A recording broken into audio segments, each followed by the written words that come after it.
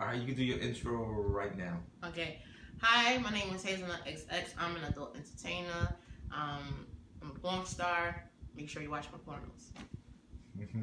Oh, you better give your website. Oh, well, my website is Cam Soda Pornhub X Videos, and you can watch me on Pornhub as Hazelnut XX, Hazelnut XX on X Videos, and Hazelnut XX on Cam Soda. Those are like my actual sites. All right, cool. So Hazelnut, how was your upbringing? My upbringing, Lord, was not good. It was good from like birth to 10 when I had my aunt in my life, and then when my aunt died from cancer, when I was like 12, I was already like going through the transition of like when I was a kid, her going to die. So when I was like 9, 10, that's when the custody stuff started changing. So for me, it was like I didn't have my aunt the way I should have had her. So I had her probably like from birth to 8 years old, and then when she got diagnosed with cancer, I got adopted by somebody she appointed, and that woman was not a good woman. She had a drug problem that she didn't say she had. She was convincing my aunt before she died, yeah, I'm gonna take care of her until she's 18. No, I wound up getting myself emancipated at 16 and doing stuff by 17 as an adult. So my upbringing was not good. And at 16, when you was emancipated from person, how difficult or easy was it? It was very difficult because in New York, yeah, you can be emancipated, but you can't do nothing really like an adult. You know what I'm saying? Like they tell you you're an adult, but you're not an adult. They still need some type of guardianship, or the state of New York has to agree to give you a state ID. When you're basically emancipated at that young of an age, it's like it gives you the perks to go into the shelter system, to do like medical appointments and do your own like doctor stuff and anything where it's like, as a kid your mom had to do, you can do certain stuff. But what it did benefit me was when I got emancipated was like when I got displaced. When I got displaced as a teenager, I was able to go into an adult shelter instead of having to go into a kid shelter. And you know the difference between adult shelter and kid Yeah, shelter? a kid shelter is like Covenant House on 42nd Street. That's a shelter for youth and homeless youth, which is not like a shelter. It's like a house. So it's like a halfway house for kids. You know what I'm saying? That's not what I wanted. I wanted a shelter so I can get a room. Because Covenant House, they place their teens, but it's a lot of teens who don't, and they want to be homeless. So I knew as a kid I didn't want to do that. I want to go into the shelter if I have to be homeless. And how long could someone stay in a shelter for? Legally, I know women who's been here for like 5, 6 years, but they were general population. I mean, like they were females who had jobs and they didn't have any criteria or anything wrong with them. Like they didn't do drugs, they didn't have a mental history, they didn't have any like bad shit with them where the state can place them into like some type of housing. So a lot of those women used to be there for years because they would fuck up their money they supposed to save, they're supposed to go out and get housing with. So you have a lot of women who have jobs who's in the shelter who will be there for years because of how they manage their money. Wow. Yeah, and the shelter doesn't place general pop people. That's a lot of people don't know. Like, if you're a person who work and you become displaced, you want to try to get another room. Don't go into the shelter because the shelter's going to give you a hard way to go because you're a working person. The first thing they're going to want you to do when you're working is get on the system. When you get on the system, it's how you get housing. So you, as a person at work, you should not go into the shelter. You should try to get some type of housing or a room, because if you take yourself into a shelter and you work, they're going to make it where you can't get housing because you work. You don't fit no criteria for the shelter or the Department of Homeless Services to place you, because that's how the Department of Homeless Services work. Categories, meaning what category do you fall in as a homeless person to get placed. But you need a place to stay. Yeah, but that doesn't mean nothing if you can actually get your ass up, brush your teeth, and do a job 5 to 7 days out the week. That's what messes up a lot of people who work in the systems, because you're mainstream. Meaning, like, yeah, you're homeless, but when you leave here, you got a job. When girls leave, some of the girls that leave the shelter, they don't have jobs, they be hoeing. Or they be doing other shit. Because they would rather you just stay in the shelter. They'd rather you come to the shelter and if you have a job, lose your job, and then go get welfare or SSI. So they can put you in some type of housing. That's what government programs for housing. So, wow. Yeah. Yeah. Okay. Okay, so how was it being in New York back then, like in the 80s or 90s? Well, again, I'm only 30, so like the 90s for me, I was a kid. It was the 2000s for me. Okay, 2000. The 2000s was like for me when it was like this one Jack Edge, you know, was still hot. Like it was like R&B was still like in its peak. You had like Lil Bow Wow, you had Sierra. So like growing up, it was easier than it is for girls now, because girls now, they have to be pampered. Like they have to have those expensive nails, those crazy hairstyles. Growing up, we was like still wearing South Pole. That's like something famous to wear. So growing up was a little bit easier in the 2000s because I was a teenager. So it was like, it was different. Now, it's like you can't be a kid anymore. Yeah. The girls have it harder now than I did when I was young, because they have more to have to prove to a female, or just prove to someone, period. Because like back in the day, we didn't really know much about Pradas and Gucci. We knew that that's for white people. You know, in the 2000s, that was like for white people. In the hood, it was like Air Maxes, Jordans, Anichi. You know what I'm saying? Like Fubu, shit like that. So it was like the shit in the hood was expensive, but it wasn't that expensive. Now, girls, they gotta wear red bottoms just to, like, you know, to compete with the girl in school that's fly with the boy who got a parent at work and he can get those Blasianos or whatever those sneakers and shit's called. So it's not easy like it is for girls. Like it's not easy for them. It was easy for me, but not easy for them, because society has a big thing with like $200 wigs, $200 nails. So it's hard for females, because like that's what entices men. Meaning like men like to think a female that looks like money's supposed to have money. So it's harder. Because back in the day, it was really just your ass and your tits. Like in the early 2000s, niggas just wanted to fuck. They ain't really give a fuck about what you had. They just wanted you to fuck. So now the niggas want you to come to the table with shit. Okay, so being a teenager, you was like 17, 18, stood in the shelter. So when did you decide to leave or be out on your own? Well, I didn't decide to leave. They placed me. Okay. They gave me a room in Brooklyn. So I went back to Brooklyn when I was like 19. Mm-hmm. So I lived in Brooklyn for like 6 years in a room. Well, in a room program.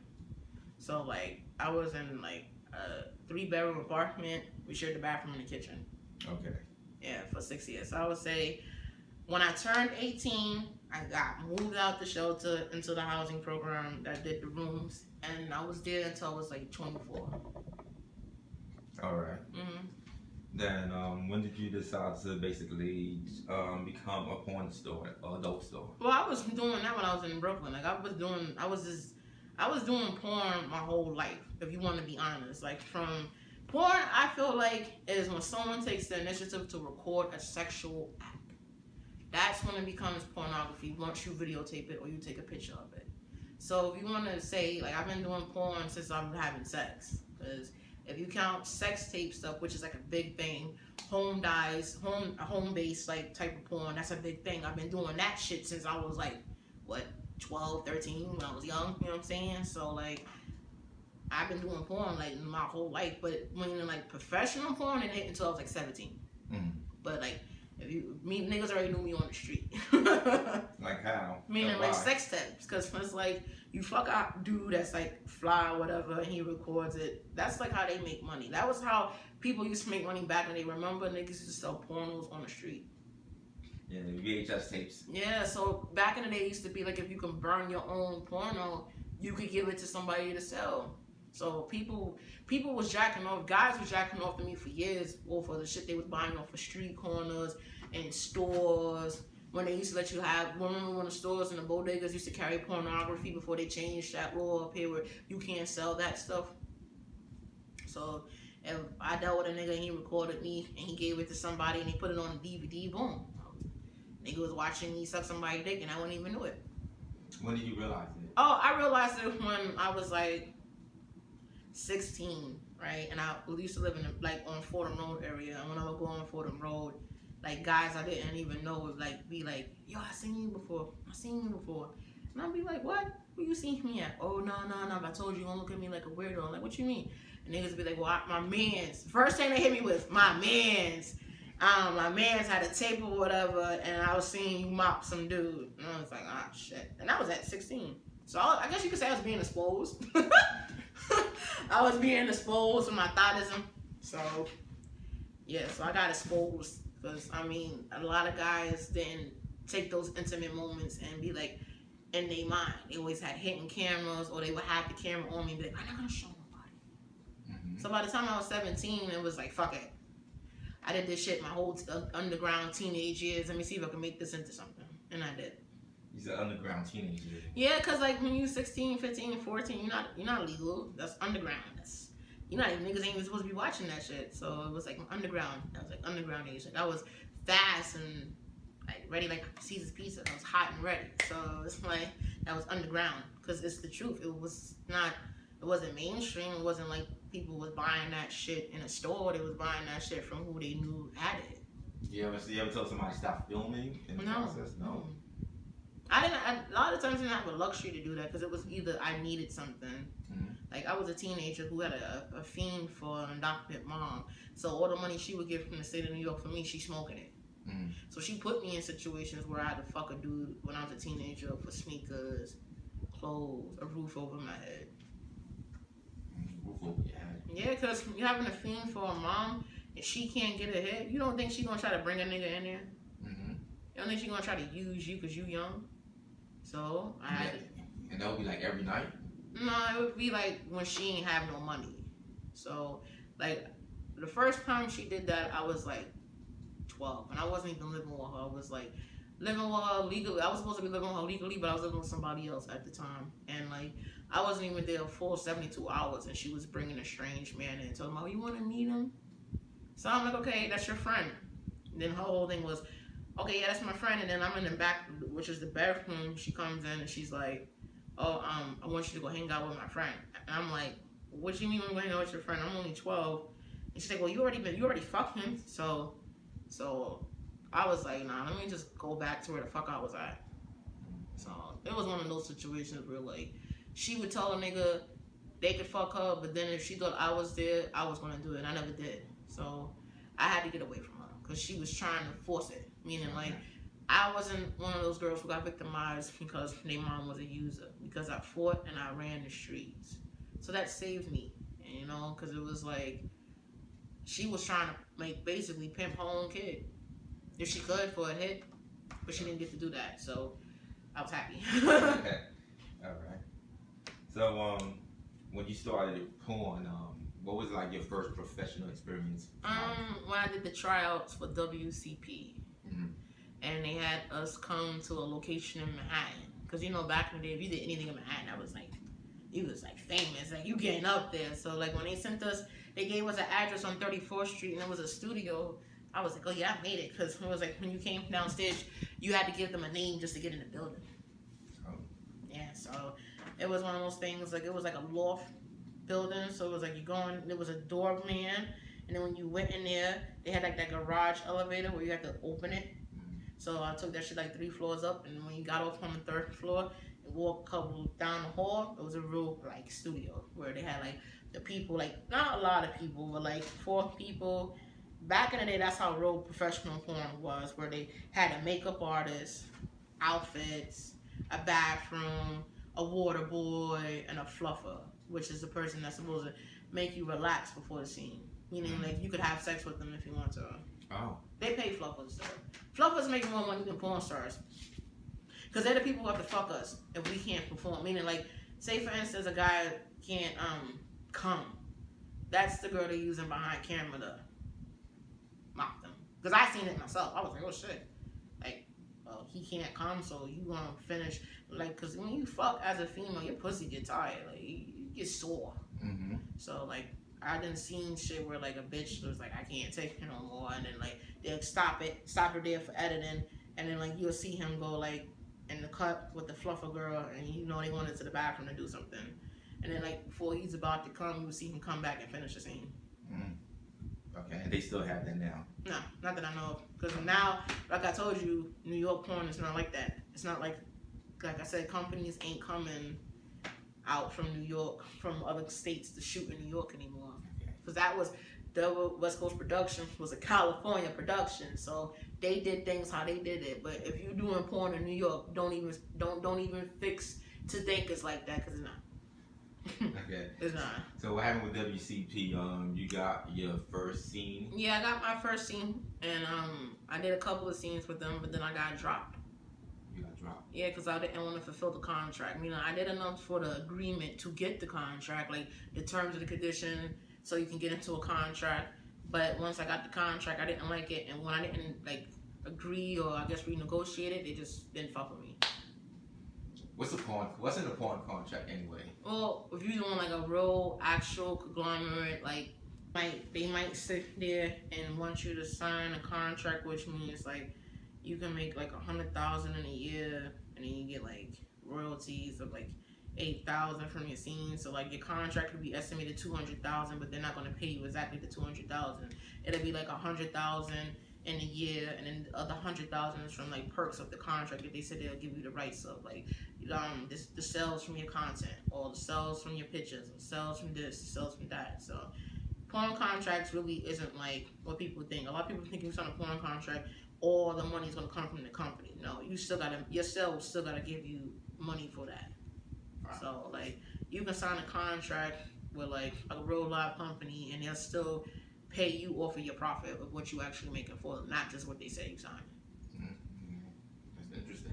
But it's the truth. They do that for gay porn stars. Oh, they had the same contract? Yeah, well, gay porn stars make more money than us heterosexual porn stars anyway, because that's more of a fetish thing. People like to watch men have sex with each other. So a contract for a male porn star starts at $100,000. A female contract could be $50,000. And lesbian contract. Like I said, gay niggas are the top paid porn stars. So it's gay. It'll be lesbian. No, it'd be like this: gay, she-male, lesbian, bisexual, then heterosexual. Heterosexual is at the bottom of this fetish of sex life. The bottom. Because everybody, that's a common thing. A man and a woman fuck. It's not a common thing to see two women fuck a man. It's not a common thing to see a nigga with titties look like a bitch, but he got a dick. It's not a common thing to see two dudes fucking each other.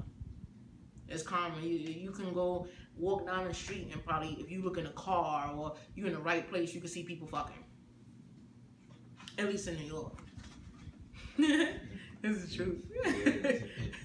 So it's when you got people, if you live in New York and, sex is everywhere, it's you gotta do more to appeal society.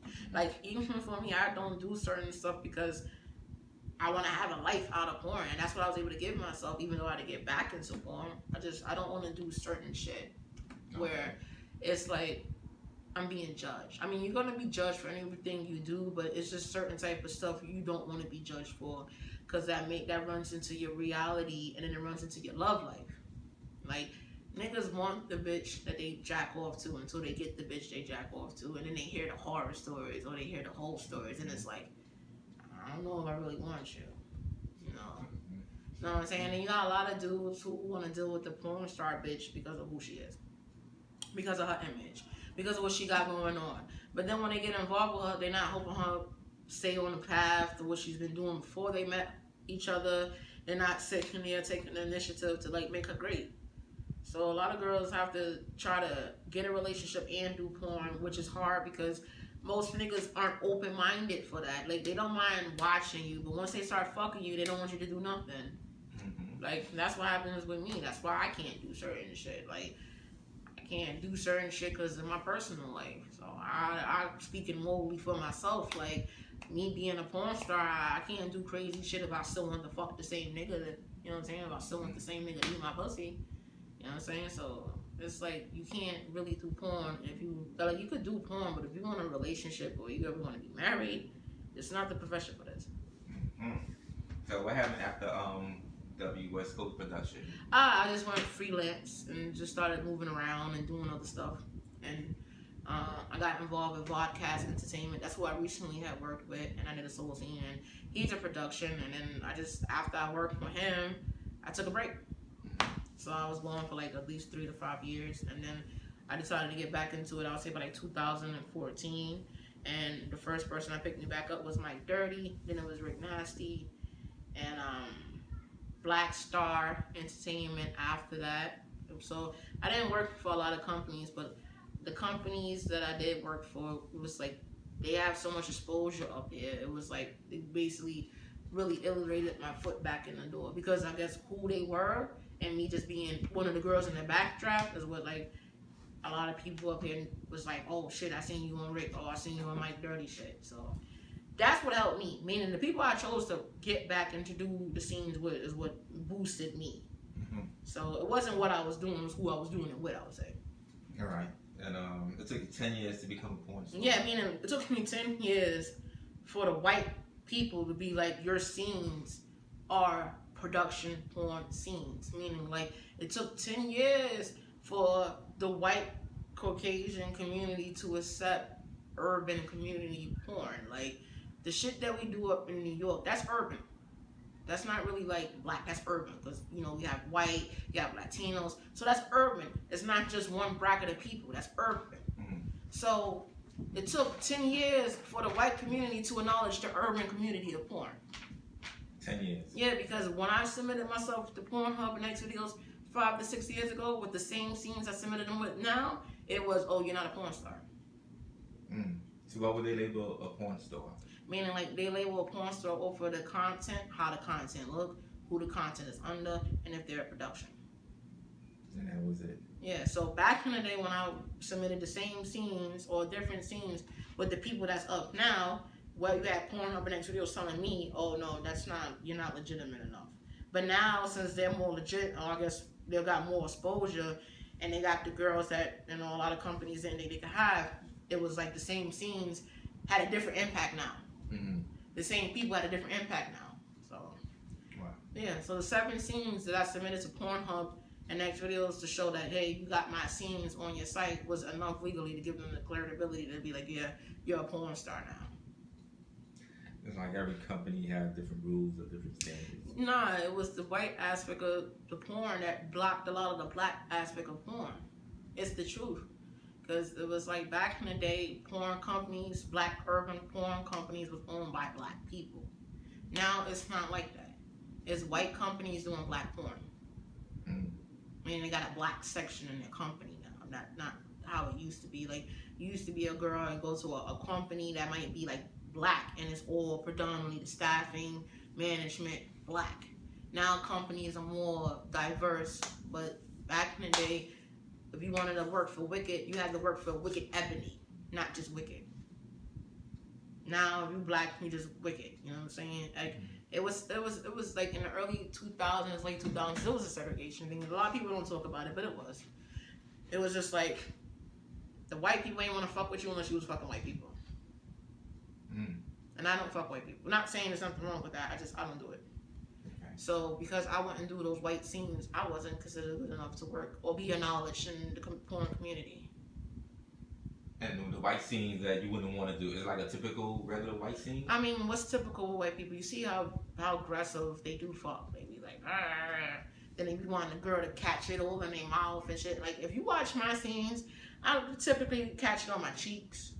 Or I'll catch it on my chest tattoo, but I'm not trying to catch a load on my face or a facial or a swallow or something in my mouth when I know I gotta go back into the hood. You know what I'm saying? It's bad enough I catch a facial and I'm doing what a nigga, and that's a black dude I caught a facial with. So imagine the more severity of it when you're doing it with a white person and then coming back into the hood. And the thing is, white porn circulate more than black porn. So if you're an interracial thing, you do an interracial scene, it's a more higher possibility they advertise that a lot more than just black on black. Why? Because interracial is exotic. It's a fetish. Porn and sex is fetish. How many people actually watch porn just to watch it? No one. Everybody puts on their little channel, their favorite porn star. That's your fetish. That's your kink. That's what you like. So that's what the porn business is. Basically helping people connect with their fetish. And do the fetish stuff they can't do in society. Would you work with ghetto guys? Hell no. Hell fuck no. I don't care that they're the top paying scene. They pay girls $1,500 to $1,200 for a scene. But do you know they have someone told me that they have a contract thing where if you don't finish the scene, they don't pay you? So that means you gotta go endure the spitting, being called a nigga or a spick or whatever race you are. until they come, and then you get paid. Because they pay you cash. They don't pay you in change. Okay. They don't pay you in checks. They pay you in cash. That's And they're the highest, but people told me they're the highest paid people. I would never work with ghetto gaggers because I don't like that shit with the foot spitting, calling me a nigga. I'm sorry. And ain't enough motherfucking money in the world to be calling me a nigga. And then having white niggas run a train on me, oh sir. I've had a train run on me before, but not by no white niggas. And nobody was spitting on me, putting their foot on my head. And telling me, yeah, you say this dick, you nigga bitch. Nah, I'm good, bro. I'm good. I'm good. When you making a bitch cry, that's not something you want to work for. I've never seen the behind scenes for ghetto gaggers where the bitches ain't mentally broke down. So why would I want to work for a company that breaks bitches mentally down? Meaning, like, if it was a little bit more nicer and they put a black dude in there, all right, I'll give it a chance. But even with him, he better not fucking spit on me. That should go from porn to assault. Real quick.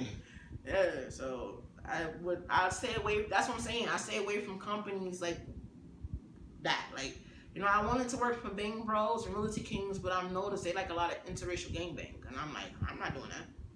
So, I mean, I submitted myself to them, but they never called me. But I guess they don't call me because I'm not like, when I'm submitting myself, like, hey, I'll suck two dudes on camera. No, I'm always like, I'll do a boy-girl scene. I'll do a solo scene. You know, if you want to book me. And they looking at me like, bitch, she don't care about you want to do a boy-girl scene. And, you know, and then my thing is, right, I want to do the boy-girl scene. But if I have to do it raw, I don't want him to come on my butt. I want him, like, to come on, like, stomach. I'm like, they're like, nah, you want too much, bitch. Because I have all these accommodations. This is the truth. So, oh man, you funny. Yeah, I mean, because I'm a prima donna. Even with the black companies that I work with that don't like me, they'll tell you I'm a prima donna. I have to have things my way, or I gotta do stuff a certain way, because if it's not a certain way, I don't want to do it. Alright, so what are your do's and don'ts? Okay, you want to start with the don'ts, since the don'ts is a lot longer than the do's. The don'ts would be like, no girl on girl, no threesome, no twosome. Where it's like two dudes and me. That's a threesome, but technically it's a twosome because once they start DPing, which is double penetration, that's just like sandwich. That's not like, it's like the dicks is just touching. You know what I'm saying? So that's like a twosome because like you become just, you like this, the girl turns into like just a stand-in. Because when y'all start fucking, that friction, because I've done a DP, you know what I'm saying? And I've done it, so I know, like, after a bit, it's just like, really, y'all dicks is just touching me inside of me now. It's like, okay, ain't that much meat between the pussy and the ass, so I know you feeling that, because I'm feeling you rubbing, so I know you feeling the rubbing. It's the truth. When you do, like, that, when you do DP, it's literally, you feeling the two dicks. If one is going up like this, and one is going like that, that little thin meat, that wall in your vagina to your ass is literally just feeling the vibration of everything. So when they start killing your shit, that wall becomes very thin. Now it's like, that's what the concept is. When you fuck a girl on her ass, she can feel it on her pussy. Now put that on like a Malacue school when a bitch actually do a DP. She feeling everything. And that's how girls get constipated, because that's what happened with me. I got constipated. And what else is on your list? I won't do that. I won't do lesbian. I won't do hardcore anal, where they like stick toys in your ass before they fuck you in the ass. And then when they do fuck you in the ass, they be like, arr. Like, I would never do legal porn. Legal porno. That's like a company where like the niggas' dicks are like, wow, big. Okay, like super long. And you gotta shove like these big ass sex toys in your ass just to be able to take the dick. Then when you get the dick in the ass, you see how rough they be. So no, I would never do a hardcore anal scene. Yeah, I would never do that. What else I wouldn't do? Like swallow scenes, cream pies. No. Why? Because swallowing, I only like to do that with someone I'm wet. Cream pies, I do not want to be caught on camera having some nigga in my pussy. That I know I'm not gonna see them after this. So I was just like certain shit like that I won't do. But I would do like a foot fetish. Like I could jack a nigga off with my feet. I could strap a nigga. Like I could, you know, have sex with a man and fuck him in the ass.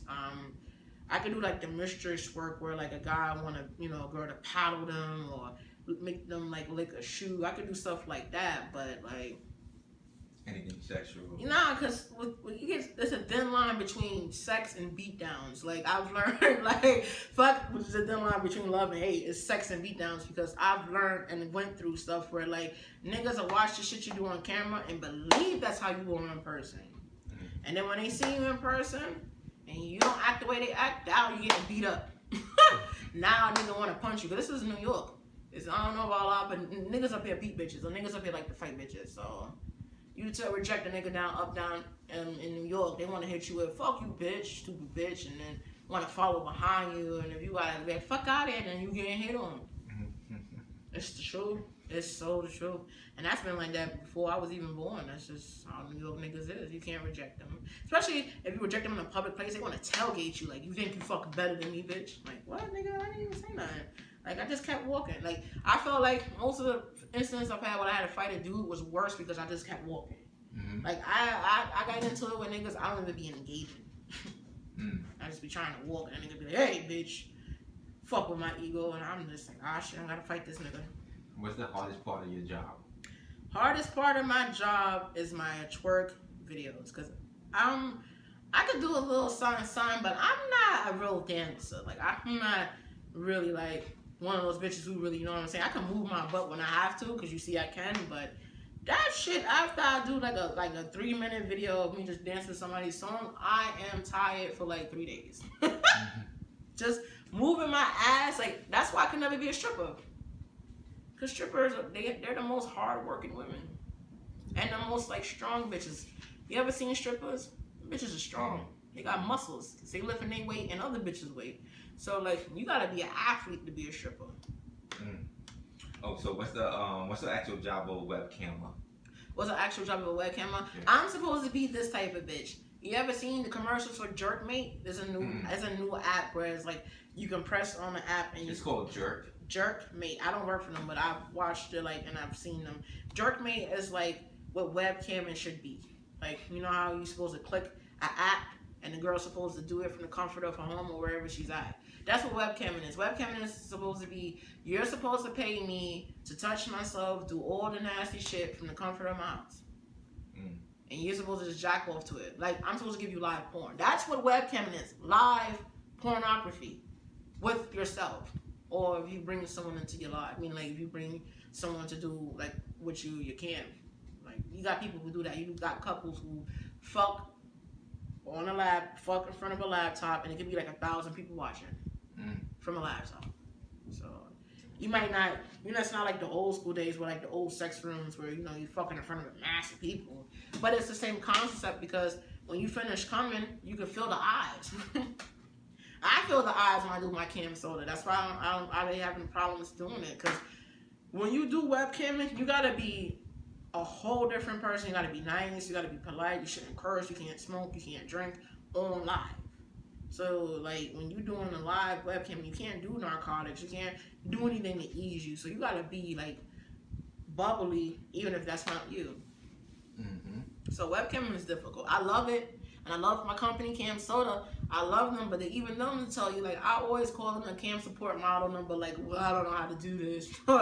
If I curse at a nigga, will I get in trouble? If I, want to drink online, is that gonna, if I want to smoke it, like, I always call my company and ask them multiple fucking questions. Because I don't want to do nothing to lose my contract. Because webcamming is only sex. You're not supposed to be really doing anything besides talking dirty to them and doing dirty stuff to yourself. That's it. That's really it. You ain't changing numbers. No taking no personal information. No, I'm gonna send you an email. No, none of that. Meaning it's supposed to just be what it's supposed to be, a fetish. Meaning you're supposed to pay for my room, watch me do my shit, buy my media, follow my profiles, and call it a day. Okay. A cam soda model versus a regular model, and what's the difference? Well, a regular model gotta actually go out and work. Cam soda models don't have to work. We do it from the comfort of our home. So that means we can buy a nice outfit, and instead of us having to go walk around and wear that nice outfit, we just do a live show in that nice outfit. Meaning the same people who will look on the street is watching us from the comfort of our home. Yeah, I mean, that's what the whole cam soda and webcam is really honestly about. Like, it gives you a way to express yourself. Like, shout out to them because I just won a contest today. I came in third place for showing Cam Soda. Like, I love, like, how much I love them. So, like, Cam Soda is, like, really one of those companies that make sure you're safe, you're good. They always checking on their models. They always make sure you're good. And they give you a lot of aspects to get in touch with them, from email, their own call service number, reps, all of that. So they give you more of a stability of support mentally than just you out there webcam. Because webcam is dangerous, okay? A motherfucker watch you like they watch pornos and want to hurt you when they see you in real life because they can't have you. And it's sad that I'm sitting here saying that. I can't even sit here and lie and be like, oh no, that's not, no, that is a big thing in the pornography business, where you run into a lot of niggas who are looking at you as a female and see you do some shit and automatically think you're gonna do that with them. And then when you don't antagonize or you don't give them the entertainment that they want, now it's they want to slander you. Now they want to come after you. Now they want to try to force themselves into making you like them. And when a person or a man is forcing, what comes with forcing? If that's a female, rape, violence, imprisonment, being held against your will.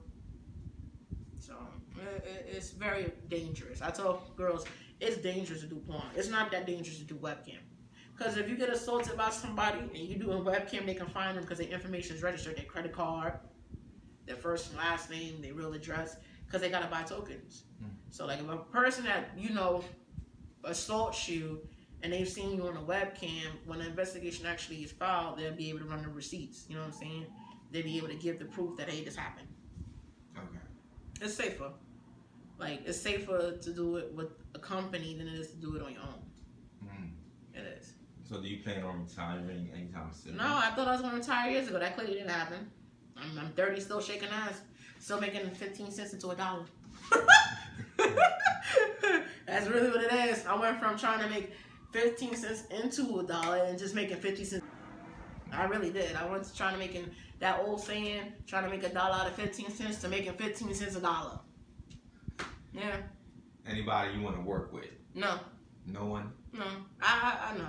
Because I'm not wild. So it's like, if I like someone, I see on like Twitter, because you know Twitter's like the porn capital. So it's like, if I see somebody on Twitter, I'll retweet it, I'll give them a comment, but then I'm like, in my real life, I'm like, yeah, I'm not doing that shit.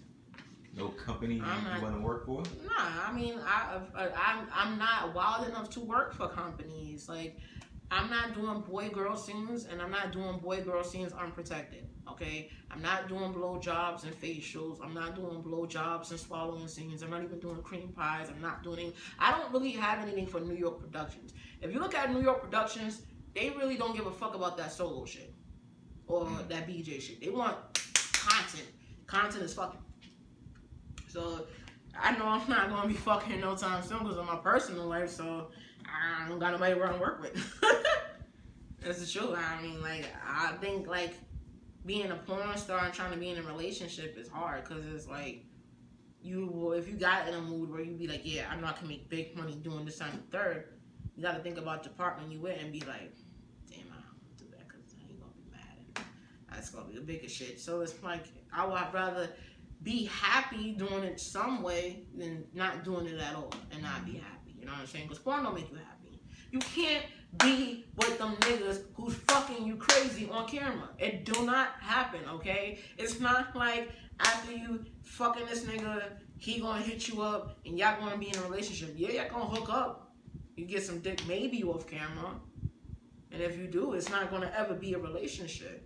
So that's another thing why I don't do a lot of, like, I don't do boy-girl scenes, because it's sex.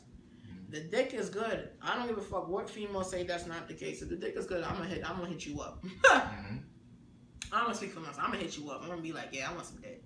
And then like I'm getting my feelings. And then when you tell me I can't be your girl, I'm like, nope, fuck it. So I'm not doing that.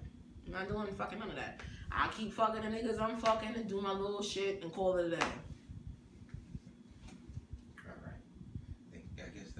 Any last words? I just want to say, if you're gonna do porn, please do that shit as a hobby. I say that in all my interviews, but it's the truth. Do this shit as a hobby. And if you want to be a porn star, know that you can be a porn star without being a string. Oh, so could anybody be a porn star? Yeah, anybody can be a porn star if you make yourself a porn star. But do know, just because I don't do wild scenes, I did have to do wild scenes back in the day. So if you're gonna be a porn star, in some aspect of being in the porn, you're gonna do crazy shit. But it's the longevity of it. So anybody can be a porn star. It's only what you're willing to do to be the porn star. One more thing, your social media. My social media is use my hashtag. My Twitter is Hazelnut XX Star. And my pages and Google Boo Ass is Hazelnut XXX. So if you go on Cam Soda, Hazelnut XX, X videos, X and XX, X hamster, you name it, it's Hazelnut XX.